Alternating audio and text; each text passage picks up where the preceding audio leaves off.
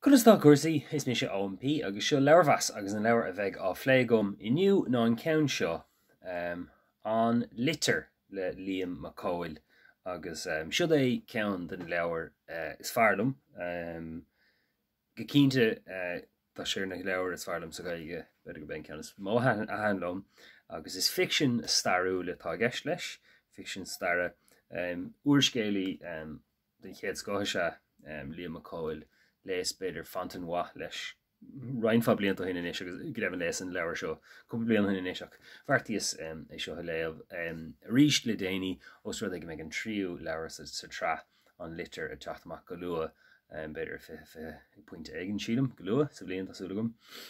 So an Litir catá gceist well tugann Liam McCoil sa tra seo rud aigen eisceachtúil doing idir na gaige agus sin sra atá foiinúil spéisiúil a bhfuil plota an a dárlíonn rudí an agus tugann sé leachúing agus tugann sé sra a thuairfar chun críche. Bhd ar nó vinnic agus mid a bra ar na heisrúcháin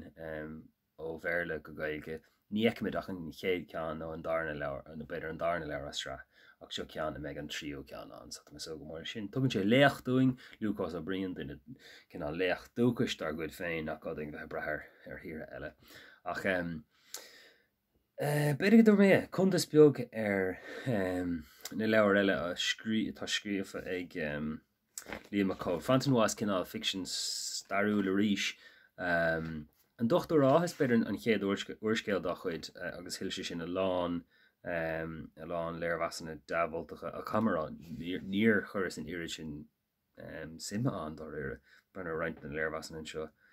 sé rá go sé níor hí gur sé có spéisiúil sin ach an clíomh solis nótaí an lár an chlóirseach ní lún sé fantan wa ach sin cean eile scrí sé agus hí gur sin anna deascríofa ach go méidir raibh sé bunathe bhí cuid mhór de scríofa sa gaige chlasagach nó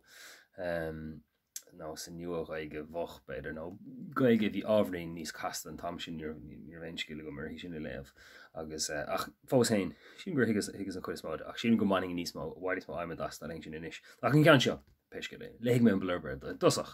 gaiileh airach na blianana siad ag dóigh tá an chathair trí chéile ráflí brúdúlacht agus ansmacht tá an tír ar fad faoi cheannas hasanna agus tá é mór ó néil agus an tíisi ghaalacha sa roimh leagtar cuaram ar ghailifach óg Lucas ó brian cuaram rúnda thuirigh as a chathair rúchas é ar eistar fada th lear. Ach san snála air tá duine den na spírí is glice agus is cruúálaí atá an náid agus ordathe ige stop a chur leis ras nó aigen so sin é an Litir agus cadtá gceiste an Litir ach so tá Lucas seanne ar scóil i ngáileh agus tugann sé tugann McCoil annach chuntas ar ghaileh mar bhí an tam sin annach chuntas ar an scóil agus cinál ar an goíil folatúil bhí an in éireann tá roinnt charachtar a bhí ann dá réire sin go gasan siad le chéile le bhéirna tá sé tam fada ó leis tá mé aithléh fí láthair ach tá sé tam fada ó leis leis faoi gáid ach tá sé fós tam fada ó leis é fiú an tarnathir ach tá charachtar a bhí ann dá réire is star na hhéireann agus tagann si sin le chéile agus tá sé spéisiúil castaló sin agus sin an darna leabhar sa rá i dtír stráin séir a chaitheann sé lom tá cinál teannas an tá tóiríocht agus a lehéad tá chuntas anmha ar ghaileh take an ama sin agus tá anna chóirim déanta ag Liam McCoil den omláin tá sé incréite tá na mion san rí híhann tá sé anna deascríomh agus fiú nuair bhíon termí castaige agus gaige bhrá hever in úsáidige úsáidann sé ar bhealach atá intighe agus snasta agus das agus tainmhach agus má sin cad eile bheithaid so bhar dermse tá sé na leabhar is má a hainlam an Litir le Liam McCoil agus bhfuilin go mór é an darna ceann ná i dtír strán séire agus beidir an ceann deirigh ná bailach na Spáine nó mór bhealach na Spáine nó ag mar sin ní cuioine goir cén tan léir neach mé fósa ach tá sin le teachtamach go luath agus bhfuilin go mór sin mar sin leabhar-mheas lumsa ápaí ó murachu bin é an Litir.